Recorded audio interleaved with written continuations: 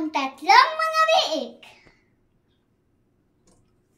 Noong unang panahon, may tatlong biik ang nagtayo ng kanilang mga bahay. Ang unang biik ay gumawa ng bahay na gawa sa dayami.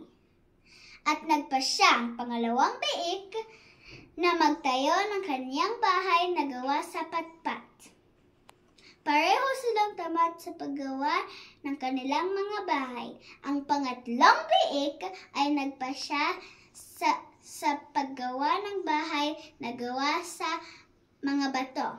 Hindi niya naisip ang kaniyang hirap sa paggawa ng bahay kasi gusto niya ng matibay na bahay. Na matapos ang tatlong mga bahay, sumayaw at kumanta sila ng ganito. Sinong takot sa lobo? Sinong takot sa lobo?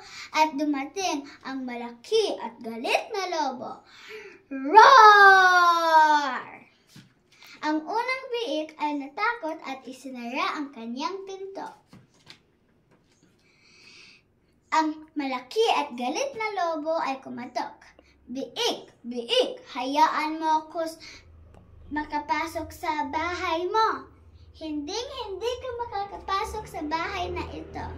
Pagkatapos, ang lobo ay nag-puff, huff, at hinipan ang bahay palayo. Ang unang biik ay tumakbo sa pangalawang biik na ang bahay ay gawa sa patpat. Ang malaki at galit na lobo ay kumatok. Biik, biik, papasukin niyo ako. Hindi ka makakapasok sa bahay na ito. At ang malaki at galit na lobo ay nag-puff, huff, at hinipan ang bahay palayo. Ang dalawang biik ay tumakbo sa pangatlong biik na ang bahay ay gawa sa mga bato.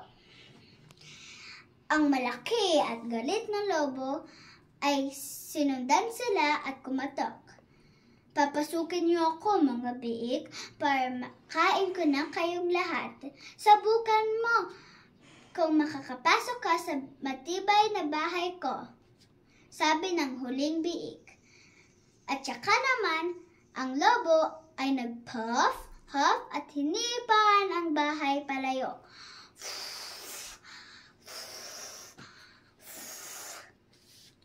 Ngunit hindi niya matumba ito dahil ang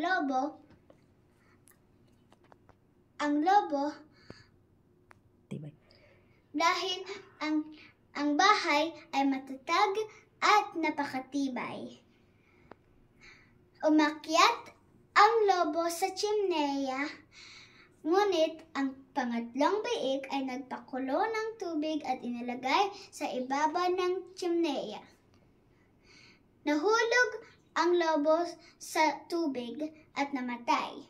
Ang dalawang biik ay natuto sa kanilang aral. Anuman ang iyong gawin niyo ang lahat na iyong makakaya. Salamat po.